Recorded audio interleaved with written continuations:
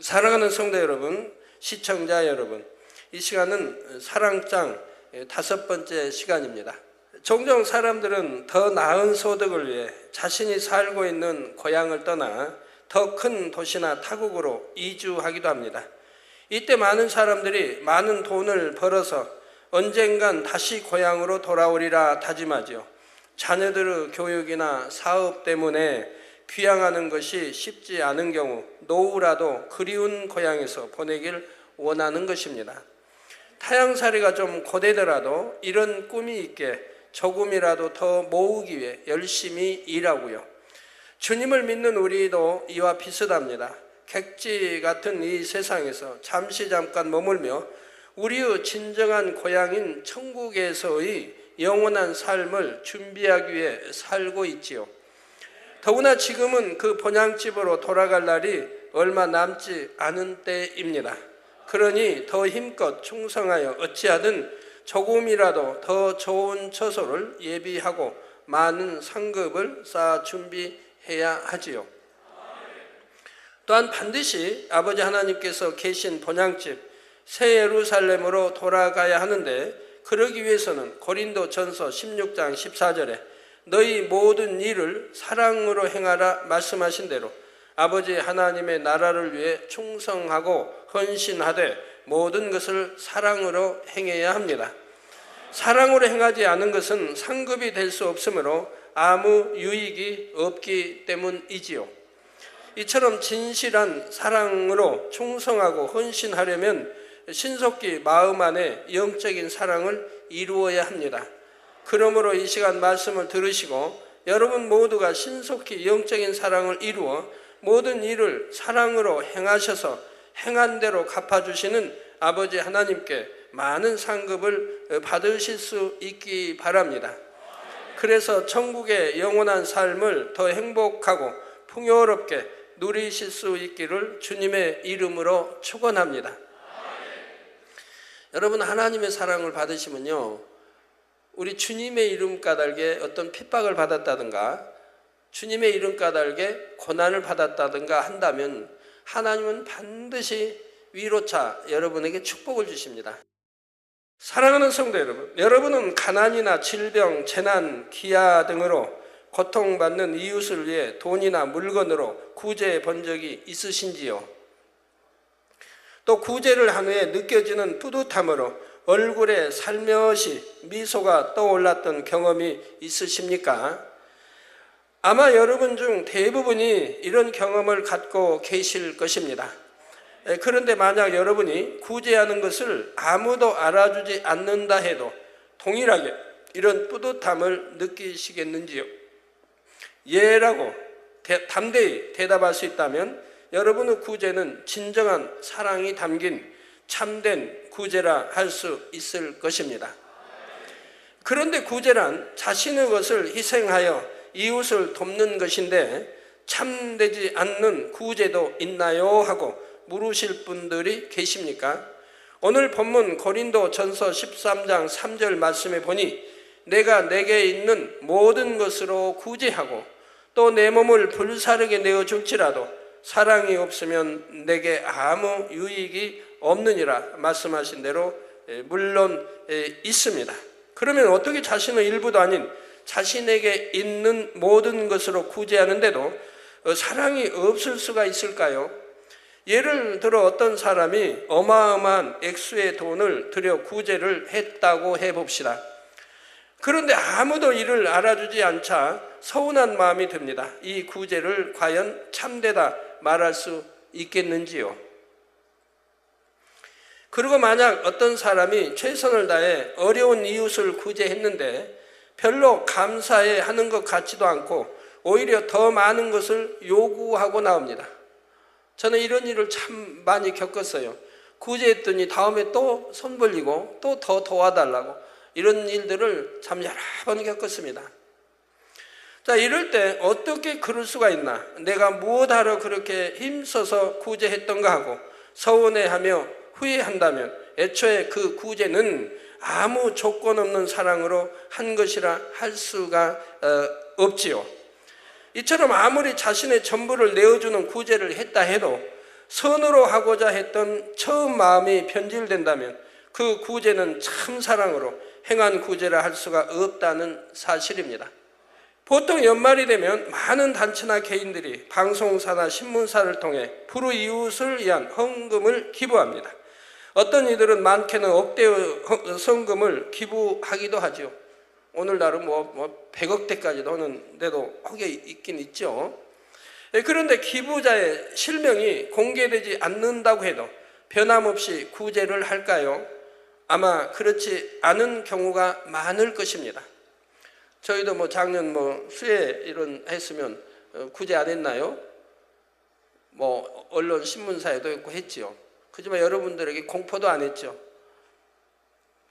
물론 모든 기부자가 다 그렇다는 것은 아니지만 때로는 자신들의 이름이 기부자 명단에서 빠진 것을 방송사나 신문사에 항의하는 경우도 있다고 합니다.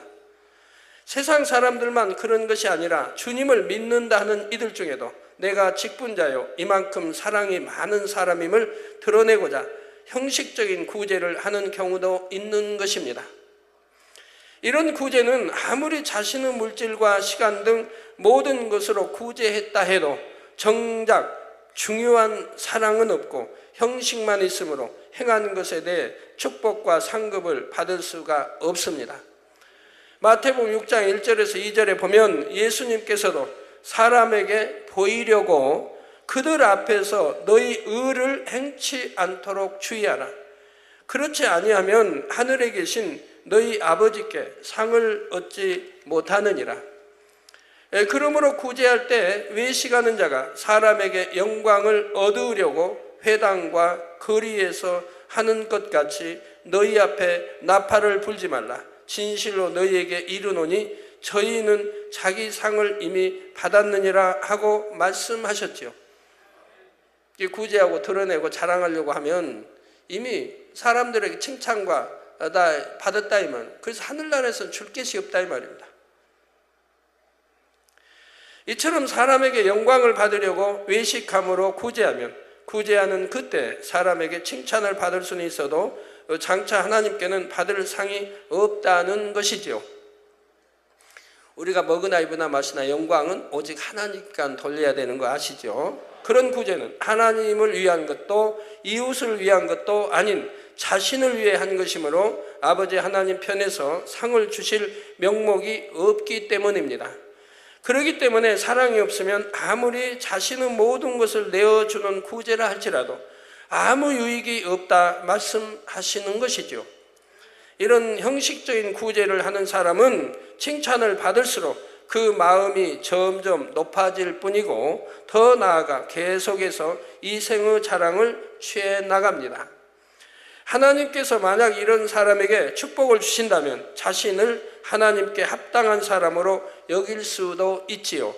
그러면 마음의 할례를 해 나가지 않으므로 결국 자신에게 해가 될 수도 있다는 사실입니다. 여러분 아무리 충성봉사해도 마음에 할례하지 않으면 하나님과는 상관이 없는 거예요. 충성봉사가 믿음으로 한 것도 아니기 때문에 하나님과는 상관이 없어요. 마음에 할례하면서 충성봉사할 때 그 행함이 믿음으로 하는 것이기에 그것이 상이 되고 축복이 가는 거예요. 그래서 마음에 할례하지 않고 열심히 충성하고 하면 제가 지금까지 지켜본 그런 분에게 보이는 축복은 주신 것을 봅니다. 그러지만 그 축복이 이제 어떠한 경우에 자기 유익을 쫓아 하나님 멀리한다든가 여러 문제가 생길 때는 거두어지는 것을 보게 돼요. 일례로 여러분이 참 전에 우리 봉사대 창설하고 머리 됐던 분이 육적으로 얼마나 충성했습니까? 여러분이 보는 대로 열심히 충성했죠. 그래서 아버지가 축복도 많이 주셨죠. 부채도 갚아주시고 부도 나서 감옥에 갈 거 다 해결해 주시고 다 이렇게 축복을 주셨어요. 그랬더니 마음에 할례하지 않으니까 결국은 이제 배신으로 98년도에 나오는 걸 보고 99년도 그러고 나서 그 뒤로 하나님이 외면하셔 모든 사업터가 불타버리고 그리고 병들어버리고 그래서 서울을 떠나야 하고 이렇게 망해버리는 걸 볼 수 있지 않습니까? 우리 재단에 오기 전에는 그 부인 되신 분이 자결하려고 했습니다. 자살하려고요. 도저히 못 살겠으니까. 그런데 우리 교회 와가지고 이제 안정을 찾고 또 부채도 갚고 축복도 받아나가고 이렇게 했던 가정이, 그러니까 마음의 할례는 안 하고 육으로만 충성했다면, 그러니까 충성한 현재는 복을 주셨지만 이제 그 마음이 변개했을 때, 재단을 떠났을 때 모든 것이 무너져 버리는 것을 볼 수가 있습니다. 그 병들어 버리고요. 그래서 마음에 할례하지 않으면 하나님과 상관이 없는 거예요. 눈에 보이게 좀 충성했으니까 그때는 주신다 이 말입니다. 그렇지만 그러나 영원한 축복이 아니라 이 말입니다. 그가 마음을 변개해서 할례하지 않으니까 마음을 변개할 때가 오죠. 그럴 때는 다 무너져 버리고 만다 이 말입니다. 그렇기 때문에 아버지 하나님 편에서는 아무리 축복을 주고 싶어 하셔도 주실 수가 없습니다. 오히려 주시면 오히려 그것이 망하는 길로 가게 된다 이 말입니다. 축복을 받아, 육적인 축복 받으면 오히려 하나님을 등지고 멀리하고 충성이 식어지고 하게 된다 이 말입니다. 그러면 진정한 사랑으로 하는 참된 구제는 과연 어떤 구제일까요? 예수님께서는 마태복음 6장 1절에서 2절에 외식에 대해 엄히 경계하신 후 3절 4절에 너는 구제할 때 오른손에 하는 것을 왼손이 모르게 하여, 한 몸에 달려있는데 오른손이 하는 것을 왼손이 모르게 하라고 하면 과연 어떠한 말씀이겠습니까? 내 구제함이 은밀하게 하라. 은밀한 중에 보시는 너희 아버지가 갚으시리라 말씀하시며 어떻게 구제해야 하는지를 가르쳐 주십니다. 바로 은밀하게 하라 말씀하시죠. 자, 그런데 혹여 여러분들 중에 그럼 구제한 것이 남들에게 알려지면 상을 받을 수 없다는 것인가? 구제한 것을 밝히면 무조건 진실치 못한 구제인가? 하고 오해하실 분이 계신지요? 오른손에 하는 것을 왼손이 모르게 하라는 것은 그런 의미가 아닙니다. 그래서 오른손에 하는 것을 왼손이 모르게 하라는 것은 그런 의미가 아닙니다. 바로 남에게 보여 칭찬받으려고 구제하는 일이 없도록 칭찬받기 위해서, 또 나는 이런 사람이다, 나를 알아달라, 나는 이렇게 선을 베푸는 사람이다, 그런 마음으로 하지 않도록, 구제하는 일 없도록 그만큼 자신의 마음을 철저히 지키라는 의미이지요. 오직 마음에서 우러나는 진실한 사랑으로만 이웃의 유익만을 위해 구제하라는 말씀인 것입니다. 이처럼 이웃을 사랑하여 구제하는 사람은 누가 알아주든 알아주지 않든 상관하지 않습니다. 자기 드러내려고 하고 알리려고 그래서 구제한 게 아니니까요. 구제를 함으로써 이웃의 형편이 나아진다면 그것이 기쁜 것이지, 선행이 드러나 남들에게 칭찬을 받으면 오히려 민망하게 여기죠. 주님으로부터 값없이 받은 은혜가 너무나 크기에 어찌하든 자신도 베풀기 원하는 마음이기 때문입니다. 자, 또한 사랑과 선행을 너무나 기뻐하시는 주님께서 얼마나 기뻐하실까 하는 생각에 자신도 기쁜 것이고요. 더구나 은밀한 중에 보신 아버지 하나님께서 행한 대로 축복과 상급으로 갚아주실 것을 믿게 더욱 행복합니다. 아버지 하나님께서 가장 기뻐 받으시는 구제는 이처럼 자신이 드러나는 것과 상관없이 하나님과 이웃을 위해 구제할 수 있는 것만으로도 감사하며 참 사랑으로 행하는 구제라는 사실입니다. 아버지 하나님께서는 잠언 15장 3절에 여호와의 눈은 어디서든지 악인과 선인을 감찰하시느니라 말씀한 대로 아무리 은밀히 행하는 선행이라도 놓치지 않으시고 반드시 축복과 상급으로 갚아주십니다. 그러니까 여러분 어찌하든 선행해야 돼요. 선을 행해야 돼요. 당장 지금 유익이 안 된다, 지금 당장 손해를 본다 해도 선행을 행해야 돼요. 그럼 아버지가 보고 계신다 이 말입니다. 내가 악한 생각, 악한 행함, 또 유익을 위해서 어떤 악한 행동이 나왔다면 하나님은 보시되 너는 악인이다 하신다 이 말. 악인이다 하시면 하나님이 너는 내 아들이다, 내 백성이다 라고 하시지 않는다 이 말입니다. 너는 마귀의 자녀다 하신다 이 말입니다. 그러나 선한 일을 했을 때는 그래 너는 참 내 아들이다, 딸이다, 또는 넌 내 백성이다, 하늘의 백성이다 라고 인정하신다 이 말입니다. 그럼 하나님이 어느 손 들어주겠어요? 선한 선인 손 들어주죠. 어떤 어려움이 닥쳤을 때, 어떤 문제가 있을 때, 막힘이 있을 때 하나님이 기도에 응답하시고 풀어주시죠. 선한 행함을 받습니까? 선한 마음을 봤으니까 항상 선한 편에 하나님이 서 계신다 이 말. 전지전능하신 하나님 무엇을 못하십니까?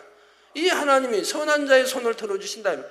그러니까 불통이 형통하게 되고 형통은 더 형통하게 되는 것이죠.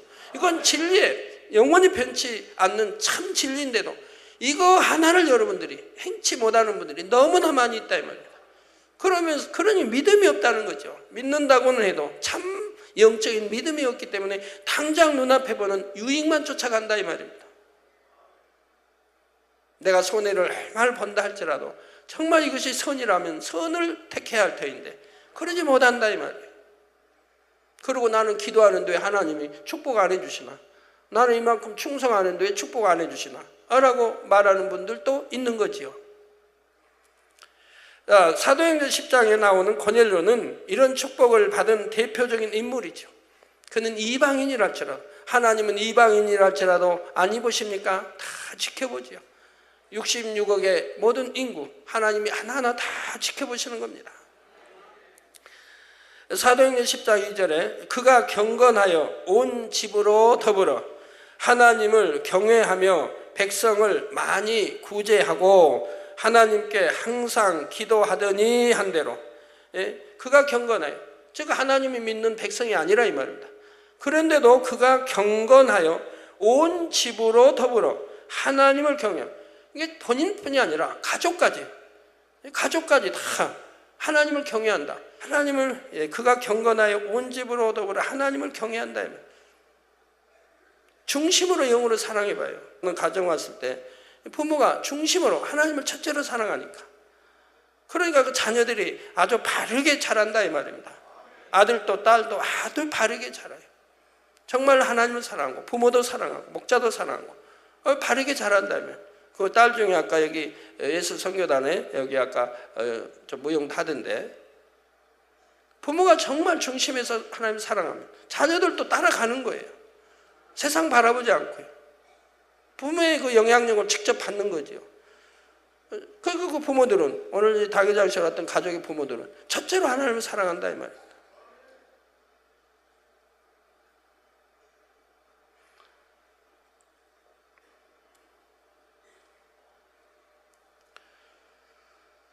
그러니 자녀 교육도 주 안에서 할 것이고 자녀들도 아주 바르게, 그러면서 말씀하지, 한 번도 이 재단 와서 자녀들도 병원에 한 번 가본 일이 없다. 약 한 번 먹은 일이 없다. 그렇게 건강하게 하나님이 키워주신다. 한결같이 다 그런 분들의 고백이 한결같지요. 그래서 하나님을 경외하며 백성을 많이 구제하고, 이게 얼마나 선한 일을 합니까? 하나님께 항상 기도하는, 하나님 믿는 그런 뭐 유대인도 아니고 유대적이도 아니고 이스라엘 백성도 아니고 우리 만민 성도도 아니고 그런데도 항상 그는 선하니까 신을 인정한다 이 말입니다. 창조주 하나님을 인정합니다. 그렇기 때문에 하나님께 항상 기도하더니 고넬료는 하나님을 경외하며 구제에 힘썼습니다. 그는 가이사라에 주둔하고 있던 로마 군대의 백부장으로 이스라엘을 이제 백부장으로 이제 한 지역을 담당하고 있었습니다. 고넬료는 이처럼 로마라는 강대국의 군대 장관으로서 큰 권세와 명예를 가지고 있었음에도, 사실 뭐 백부장이 큰 권세라면 얼마나 크겠습니까? 근데 왜 큰 권세라고 하냐면요, 전에 우리 36년 일제 치하 때 보면 헌병 대장만 돼도, 헌병의 한 뭐 대위만 돼도요, 대위만 돼도 그 권세가 대단했어요. 칼 차고 누가 뭐 반항하면 칼로 그냥 빼서 금방 칠 것처럼 하는 거 보잖아요. 권세가 그렇게 대단해요. 그런데 누가 뭘 할 사람이 있습니까? 설령 배워버렸다 해도 그 배웠다고 뭐 감옥 가고 재판받고 하지 않는다 이 말. 그만 권세. 비지배국이기 때문에 지배국으로서의 그 많은 위치이면 그만 권세가 있는 걸 본다 이 말. 그래서 그런 의미의 권세지, 오늘날은 민주주의 평화시대 그 위치에서는 그런 권세는 없지요. 이해를 잘 해주세요. 그래서 권세와 명예를 가지고 있었음에도 유대인들을 구제할 만큼 선하고 사랑이 많았지요. 이런 고넬료를 기뻐하신 하나님께서는 베드로를 주관하셔서 고넬료가 복음을 듣게 하시고 이방인으로서는 최초로 성령을 받도록 하셨습니다. 자신은 물론 그의 가족과 친구들까지 구원을 받았죠. 그들의 영향하에 있는 가족들, 일가 친척, 친구들까지 또 하나님을 경외하고 사랑하는 이런 사람들이 됐다 이 말이에요. 그러니 그들에까지 전부 축복이 가는 것을 볼 수가 있더라 이 말입니다. 마치 작은 보석이 많은 모래들과 섞여 있어도 빛이 비치면 보석의 강렬한 반짝임으로 인해 수많은 모래알 속에서 보석이 드러나듯이 진실한 선과 사랑을 가진 자녀는 아버지 하나님의 눈에 확연히 보이게 된다는 사실입니다. 사도행전 9장에는 선행과 구제하는 일이 심히 많았던 다비다라는 여제자가 나오는데, 다비다는 죽었다가 다시 살아나는 놀라운 축복을 받았습니다. 다비다의 선행과 구제가 얼마나 진실했던지 베드로가 다비다의 시체를 누인 곳에 다다르자 39절 후반절에 모든 과부가 베드로의 곁에 서서 울며 도루가가 즉 다비다가 저희와 함께 있을 때 지은 속옷과 겉옷을 다 내어 보이거늘 한대로 다비다의 선행을 말하며 다비다의 죽음을 진심으로 안타까워했습니다. 즉 선행을 많이 베풀었다 이 말입니다. 이처럼 선행과 구제를 통해 큰 축복을 받은 고넬료와 다비다의 공통점은 하나님을 뜨겁게 사랑하여 늘 기도하고 이웃을 사랑하여 구제에도 힘썼다는 사실입니다. 즉 선한 마음을 가졌고 행함으로 보여주었지요. 이러기 때문에 죽은 자였더라도 많은 이들이 지금 이 여인에 대해서 지금 칭찬한다 이 말이에요. 이렇게 선한, 이렇게 선을 베풀었고, 그러니까 감동함을 받은 베드로가, 감동을 받았다면 성령이 역사를 한 거죠. 베드로가 기도해 주니 살아났다 이 말입니다. 이스라엘도 소경이 참 많았습니다. 문둥병자도 많았습니다. 그런데도 문둥병자 하나도 치료받지 못했다 이 말이에요. 성경에 나오잖아요. 오직 이방인 나만 장군만 치료를 받았다 이 말입니다. 하나님이 능력의 총계. 왜 그랬냐고 나오지 않습니까? 우리 주님 말씀하잖아요. 그렇게 치료받을 만한 그는 선한 마음이고, 그리고 하나님을 경외할 수 있는 사람이고, 그런 행함, 그렇기 때문에 거기는 하나님의 선지자를 통해 치료해 줬는데, 그 당시에 문둥병자 많아도 다른 사람은 치료받지 못했다 이 말. 이렇게 하나님이 치료하는 이유가 있다면, 소경들도 많았습니다. 그러나 다 치료받은 게 아니죠. 소경일지라도 반드시 주님 앞에 나와서 강청했을 때 치료가 받았습니다. 멀리 떨어져 있는데 부모가 대신하여 내 아들이 소경이니 기도해 주세요. 그래서 치료받았나요? 아닙니다. 그건 치료하지 않는다 이 말이에요. 본인이 믿음으로 나와야 된다 이 말이에요. 그리고 그 본인이 믿는다고 소경이 눈 뜬 게 아닙니다. 그가 정말 선한 자여야 한다 이 말이에요. 그래서 성경에 보면 이 소경이 눈 떴을 때 얼마나 그 마음이 선합니까? 부모는 두려워서 내 아들이 정말 이렇게 누구 예수를 치료받았냐 물어도 부모는 두려워서 대답 못 하잖아요. 자기 아들이 참 소경이 보게 되는 축복을 받았으니까 담대하게 간증해야 되는데 부모는 두려워서 못 하잖아요. 그 아들에게 물어보시라고. 자기 아들에게 직접 물어보라는 거죠. 그 아들이 모르니까 아들은 뭐라고 해요? 오히려 그들을 깨우쳐주는 거죠. 이렇게 날 때부터 태어난 나, 이 소경이 눈을 떴다 하면 누가 했겠느냐? 누가 나를 치료했겠느냐? 그 사람이 누구겠느냐?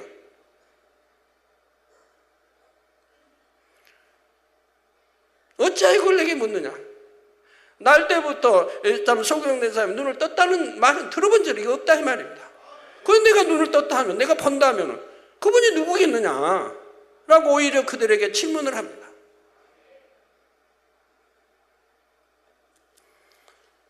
자기도 합니다. 그렇게 참 기도받아 이렇게 눈 뜨고 했다고 자기가 하면은 자기도 위험할까 합니다. 그런데도 담대하게 하지 않습니까? 이런 선, 변개하지 않는 참 진리, 이런 선, 이런 선을 가진, 그리고 믿음을 가지고 소경이도 나왔으니 기도해서 치료받은 것이라 이 말입니다. 그렇지 다 받은 게 아니라, 주님 앞에 나온다고 다 해준 게 아니라 이 말. 근데 오늘날 보면 우리 성도들 내 아들이 어디 다리가 다쳤으니 기도해 주세요.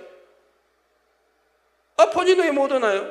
본인이 믿음으로 와서 기도를 받아야 바로 역사가 되는 건데, 본인이 믿음이 없으니까 본인은 못 오고, 내 남편이 이렇게 기도해 주시면 나을 줄 믿습니다. 본인이 남편이 믿음이 있다면 직접 나와서 기도 받을 거 아닙니까? 그리고 나을 줄 믿습니다 한다면, 진리하고 반대로 말한다면, 진리는 내 믿음대로 되라, 믿는 자에게 역사하는데, 직접 나오지 못하는 경우가 성경에 나옵니다. 대신 기도받는 경우, 그것은 지금 죽어가고 있다든가, 자기 딸이 지금 당장 죽어가고 있다든가, 아니면 정신 이상, 귀신이 들렸다나, 이런 경우는 나올 수가 없지요, 본인이. 그래서 부모가 대신 사랑과 믿음을 가지고 간구합니다. 아니면 내 하인이 지금 중풍병으로 꼼짝도 못한다면, 지금같이 휠체어가 있어서 싣고 올 수 있는 상황도 아니고, 그럴 때 그 백부장, 그 주인 되는 분이 나와서 믿음으로 강청한다 이 말입니다. 아니면 장로들을 보내서 강청한다 이 말입니다. 그래서 그 주인의 선함과 또 이렇게 그 믿음과 행함을 보고 우리 주님이 역사하신다 이 말입니다. 그런 경우, 그러니까 여러분도 만약 뇌출혈로 쓰러져서 병원에 입원했다, 그러면 본인이 믿음을 내보일 수 없지 않습니까? 그런 경우는 대신 가족이 나와서 기도를 받는 것이죠. 이런 경우들이 아니라면, 또 귀신이 들렸다든가 정신 이상이 이런 경우가 아니라면 본인들이 나와서 믿음으로 기도를 받아야 된다 이 말이에요. 우리 아버지 지금 3기여서 고통이 심해서 기도받으러 못 나오는데 기도 좀 해주세요. 살고자 한다면, 믿음이 있다면, 기도받으면 내가 낫는다는 믿음이 조금이라도 있다면 어찌 고통스럽다고 나오지 않겠습니까? 천리길이라고 해서 오지 못하겠습니까? 낫는다는 믿음이 있다면. 그러면 저기 병원에, 저기 서울대 병원에 거기 가서 수술 받자면 올 거 아닙니까? 그건 돈 들어도 멀어도. 믿음도 없는 분들은, 기도해달라고 찾아온 분들이 참 많이 있어요. 가족들이 스스로 얼마든지 믿음 있으면 나와서 기도받을 수 있는데도 본인들은 믿음이 없는데 대신 이렇게 하고 기도해주면 나을 줄 믿습니다. 아니, 얼마나 안타까운 일이에요. 그래서 늘 다른 데서 설명해도 고쳐지지 않냐고, 지금도 많은 분들이 그렇게 하기 때문에 저는 기도하는 숫자가 날로 날로 불어나는 거예요. 그 기도한 대로 영광을 돌리면 좀 좋습니까만은, 믿음 없이 기도받으니 영광을 돌리지 못하죠.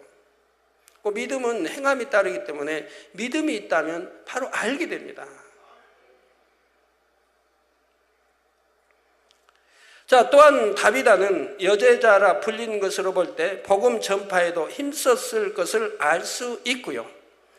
우리 많은 성도님들도 하나님을 뜨겁게 사랑하시니 어찌하든 하나님 나라의 보탬이 되고자, 그리고 목자가 많은 교회들과 가정들을 구제하는데 힘이 되어 주시고자 열심히 일하여 모은 것을 하나님께 드리고 또 드리는 것을 봅니다. 그것을 모아서 얼마든지 좋은 집, 좋은 옷, 좋은 음식을 누릴 수 있는데도 하나님을 사랑하고 목자를 사랑하며 내 형제 자매를 사랑하니 그 모든 것을 다 포기하고도 너무나 기뻐하시지요.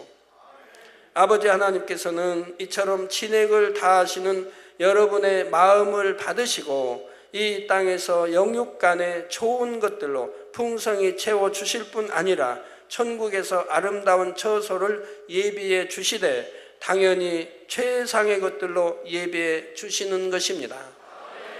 그러므로 우리 성도님들은 사람에게 칭찬받기 위한 구제가 아니라 그 사랑의 향이 오직 하나님 앞에 상달되는 구제에 힘쓰심으로 영육간의 풍성한 축복을 누리시기 바랍니다. 성도 여러분, 이런 진실한 사랑의 구제를 하기 위해서는 결국 마음의 선과 사랑을 이루어야 합니다. 마음의 선과 사랑이 임하면 그만큼 더 진실하고 참된 사랑의 구제를 할 수가 있지요. 뿐만 아니라 마음의 선과 사랑이 임한 만큼 성령의 음성도 더 밝히 들을 수 있게 더 온전한 구제를 할 수 있게 된다는 사실입니다.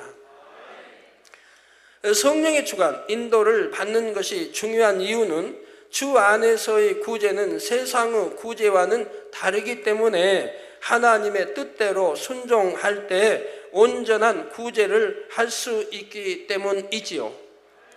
주 안에서의 구제는 사람이 기본적인 생활을 하는데 필요한 양식과 의복, 집, 물질 등을 공급해 주는 것만이 아니라 영혼의 양식을 공급해 주어서 영혼을 살리는 구제가 되어야 하는 것입니다.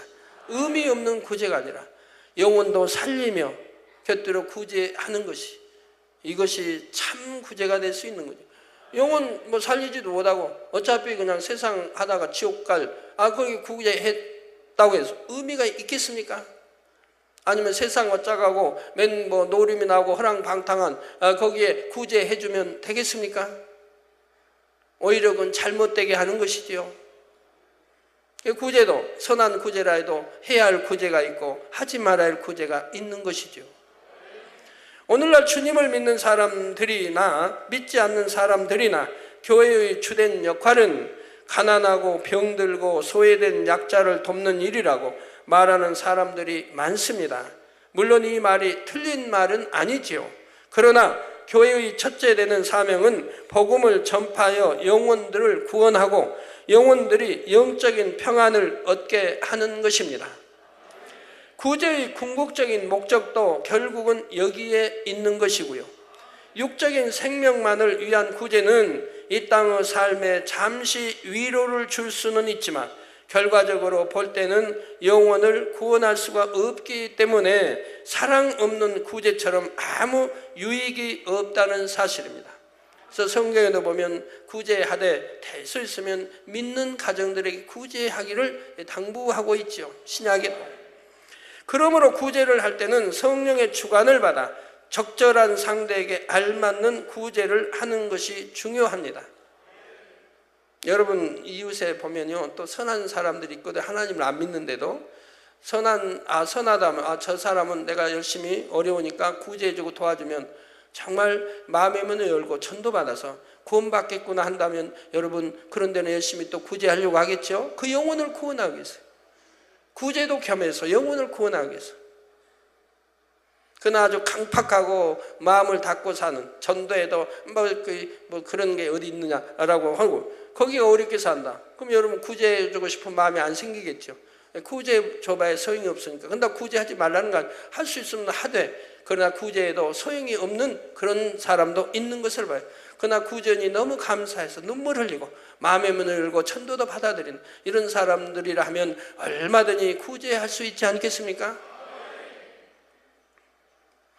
적절하지 않는 구제는 구제받는 사람으로 하여금 오히려 주님을 더 멀리하게 만들기도 하고 자칫하면 사망의 길로 가게 할 수도 있기 때문입니다. 예를 들어 간혹 어떤 사람들은 신앙생활은 안중에도 없고 구제받는 것만을 위해 교회에 오는 등 교회의 선한 의도를 악용하려는 목적으로 교회에 오는 경우도 있죠. 자, 이런 경우에 구제를 한다 해도 상대방이 오히려 하나님을 서운케 만들도록 돕게 됩니다. 그렇기 때문에 이런 사람들을 무조건 구제해 준다면 교회만 어려움을 당할 뿐 아무런 유익도 되지 않지요. 믿음이나 선한 마음이 조금이라도 있다면 구제를 받을 때 하나님께 감사하고 교회에 감사하여 그래도 신앙생활을 잘해서 구원받기 위해 교회에 나올 것입니다. 자, 그러면 점점 믿음이 성장하게 되고 때가 이르면 필요한 것들을 스스로가 하나님께 구하여 응답받아 나가는 신앙이 되지요. 자신의 믿음으로 11조는 물론 감사 등 각종 헌물도 드리게 되는 것입니다. 그렇다고 해서 믿음이 없는 사람이라 하여 무조건 구제의 대상에서 제외해버리면 안 되지요. 세상 사람에게도 구제해서 주님의 사랑을 전해야 하고 믿음이 연약한 초신자의 경우 믿음이 자랄 때까지 힘이 되어주는 것이 중요합니다. 그러면 여러분 전도해 놓고 그 다음에 나 몰라라 하면 안 되죠. 전도했는데 그 영혼이 하나님을 떠났다 해봐요. 그러면 천국 가서 뭘 받지요? 나 이거 전도 몇 명 했는데가 아니라 네 전도한 영혼 네가 갈무리도 하지 않고 나 지옥 가 있다 하면 뭐라고 할 거예요? 내가 전도도 하고 그가 밥 먹을 때까지 아니면 죽 먹을 때까지 스스로 신앙생활 할 수 있을 때까지 돌봐줘야 한다 이 말입니다. 네, 그래서 이렇게 내가 전도했어도 끝까지 돌볼 줄 알아요. 끝까지라니까 그냥 5년 10년 그것이 아니라 열심히 돌봐서 스스로 교회 나올 수 있을 때까지. 스스로 교회. 이제 내가 이렇게 다니지 않아도 스스로 교회 나올 수 있을 때까지는 돌봐줘야 된다 이 말입니다. 그래서 믿음이 연약한 초신자의 경우 믿음이 자랄 때까지 힘이 되어주는 것이 중요합니다. 믿음이 있는 성도님들 중에도 날 때부터 연약함이나 질병이 있어서 또는 갑작스러운 사고를 당해서 당장 스스로의 힘으로 살아갈 수 없는 경우가 있고요. 이런 분들이나 가족이 없이 사시는 연로하신 분들, 아동의 경우는 구제가 절실히 필요합니다. 어디는 또 가장 있죠. 소년 가장. 이런 경우라면 절대로 구제해 줘야 되지 않겠습니까? 학교 다니며 공부하면서 가장 역할을 하고 있으니 이런 데는 절대적으로 구제를 해야 할 것이고, 학교에 대한 학비도 이렇게 대주어야 할 것이고요. 다만 여기서 말씀드리고자 하는 것은 한 영혼에게 있어서 가장 중요한 것이 무엇인지를 깨달아 영육 간의 유익을 주는 구제를 해야 한다는 것입니다. 막무가내로 구제하고 내가 돈 있다고 아무데나 구제하고 하는 것이 아니라 잘 분별하여서 구제도 해야 된다 이 말입니다. 자, 이러한 구제는 영적인 사랑이 있는 만큼, 영혼을 위해 간절히 기도하는 만큼 임하는 선의 지혜를 받을 때 더 잘할 수 있는 것이고요. 그렇기 때문에 하나님의 자녀들은 어찌하든 한 영혼이라도 더 구제하기를 힘쓰되 자신의 생각이나 사람에 대한 정에 이끌려 맹목적으로 구제해서는 안 됩니다. 자신이 가지고 있는 재물이라 할지라도 모든 소유는 하나님께서 주신 것임을 인정하여 주인이신 하나님의 뜻대로 성령의 주관을 받아 영적인 구제를 하려는 마음이 되어야 하지요.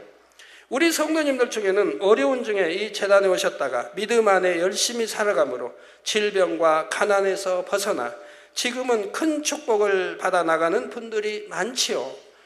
구제를 받음으로써 가정도 복음화되고 화목해져서 가정 모두 주님의 일에 충성함으로 축복받아 나가는 가정들도 많고요. 이제는 축복받아 이전에 졌던 사랑의 빛을 갚는다는 심정으로 오히려 어려운 분들을 구제하고 계신 분들이 많이 있습니다. 이 얼마나 행복한 일입니까?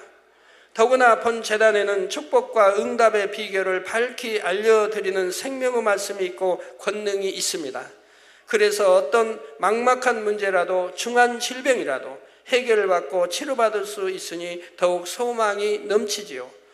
저 또한 7년간의 질병으로 건강도 가정의 화목도 물질도 다 잃고 절망 속에 있을 때 주님을 만났습니다. 주님 앞에 나가 무릎 꿇는 순간 모든 질병을 치료받았고 말씀 안에 살아감으로 축복이 임하니 산더미 같은 부채도 다 갚을 만큼 많은 축복을 받았지요.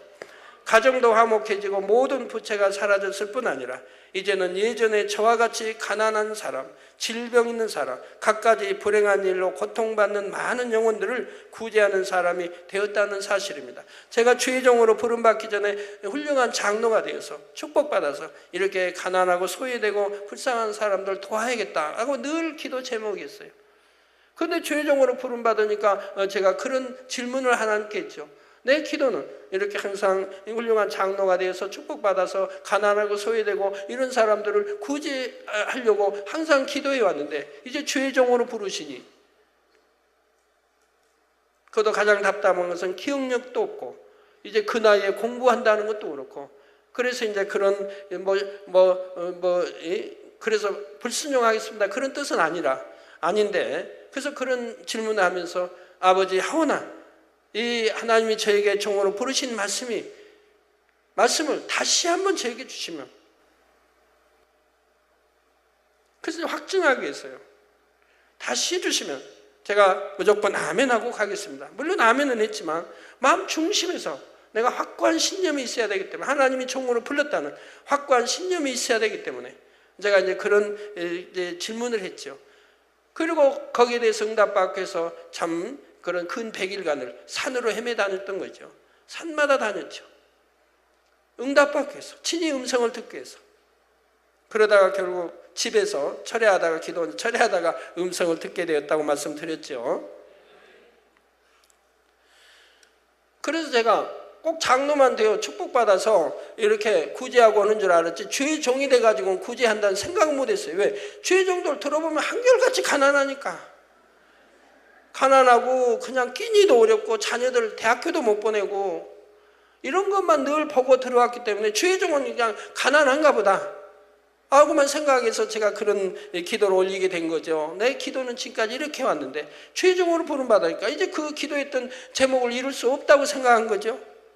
근데 하나님은 그게 아니지 않습니까? 제가 주의 종의 길로 가니까 오히려 더 마음껏 구제할 수 있는 길을 열어주시고 축복해 주지 않습니까?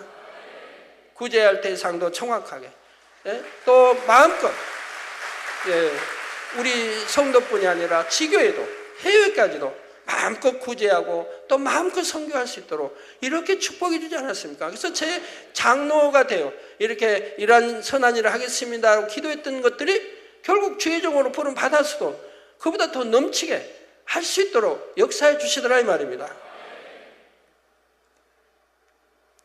그러므로 여러분 모두도 성령의 밝은 인도를 받아 영적인 구제를 하심으로 많은 영혼을 구원하여 이 땅에서나 천국에서나 큰 축복과 상급을 받으시기를 주님의 이름으로 축원합니다. 그런데 한 가지 더 말씀드리면 이웃을 위해 구제할 때뿐 아니라 아버지 하나님께 드리는 모든 예물도 사랑이 없으면 아무 유익이 없다는 사실입니다. 짐승을 잡아 제사를 드리던 구약시대에는 여호와께서 제물을 불에 사를 때의 향기로운 냄새를 흠양하신다는 표현이 많이 나옵니다. 이는 영적으로 예물에 담긴 정성과 사랑을 받으신다는 의미이지요. 이처럼 아버지 하나님께서는 예물 자체보다 예물을 드리는 사람의 마음의 향을 받으시는 것입니다. 마가복음 12장에는 중심의 향을 담은 예물을 드림으로 예수님께 칭찬받았던 한 과부가 나오지요. 이 과부가 자기 모든 소유, 그 생활비 전부였던 2렙돈을 성전에 연복기에 넣자 예수님께서는 더 큰 액수를 넣은 다른 사람들보다 이 과부가 가장 많이 넣었다 말씀하십니다. 렙돈은 당시 그리스도의 가장 작은 화폐 단위인데 2렙돈은 오늘날 우리 화폐 단위로 환산해 보면 참 아주 적은 돈입니다. 뭐 한 10,000원이 될까요? 그러나 2000년 전과 지금 환산할 수는 없지요. 물가가 모든 게 다르니까. 하지만 그 돈이 지극히 적은 돈이었다 이 말입니다. 예수님께서는 왜 많은 돈을 넣은 사람들이 아니라 2렙돈이라는 작은 돈을 드린 과부를 칭찬하셨을까요? 마태복음 6장 21절에 예수님께서는 내 보물이 있는 그곳에는 내 마음도 있느니라 말씀하셨습니다. 따라서 과부가 자신의 생활비를 전부 드렸다는 것은 과부의 마음 전부가 우리 하나님께로 향해 있다는 표현이 되지요. 과부는 결코 억지로나 사람을 의식함으로가 아닌 마음 중심의 사랑으로 행한 것이었습니다. 이처럼 예물을 바라보시는 아버지 하나님의 저울은 사람의 생각과 다르다는 사실입니다. 그러므로 여러분 모두는 11조와 감사헌금, 건축, 선교, 구제헌금 등 각종 예물을 드리실 때마다 이 정도면 되겠지 하는 적당한 마음이 아니라 그 무엇보다도 여러분의 마음과 사랑 전부를 담아 드리실 수 있기를 바랍니다. 사랑하는 성도 여러분, 결론 말씀드립니다. 마태복음 25장 34절 후반절에서 36절에 보면 우리 주님께서 심판 때 의인들에게 내 아버지께 복받을 자들이여 나와 창세로부터 너희를 위하여 예비된 나라를 상속하라. 내가 줄일 때 너희가 먹을 것을 주었고 목마를 때 마시게 하였고 나그네 되었을 때 영접하였고 벗었을 때 옷을 입혔고 병들었을 때 돌아보았고 옥에 갇혔을 때 와서 보았느니라 하고 칭찬하시는 장면이 나옵니다. 이 말씀을 들은 의인들은 우리가 어느 때 주님께 그리 행하였느냐고 묻지요. 오히려 의인들은 오히려 제가 언제 그런 일을, 선한 일을, 그렇게 주님을 그렇게 참 돕는 일을 했습니까? 라고 묻는다 이 말입니다. 그러자 주님께서는 내가 진실로 너희에게 이르노니 너희가 여기 내 형제 중에 지극히 작은 자 하나에게 한 것이 곧 내게 한 것이니라 하고 말씀합니다. 작은 자라고 해서, 권세가 없다고 해서, 명예가 없다고 해서, 가난하다고 해서 얕본 것이 아니라, 우습게 여긴 게 아니라 그런 자에게도 선을 베풀었다 이 말입니다. 이와 같이 여러분이 진실한 사랑으로 이웃을 구제하며 그 구제는 곧 우리 주님을 위해 한 것과 같고 이후에는 큰 칭찬과 상급을 받게 된다는 사실입니다.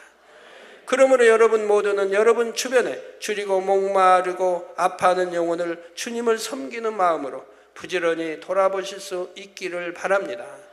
그래서 여러분의 선행과 구제가 잠시 잠깐 오면 사라질 이 땅이 아닌 하늘나라에 영원히 기록되어 빛나며 주님께 큰 칭찬과 상급을 받게 되시기를 주님의 이름으로 축원합니다.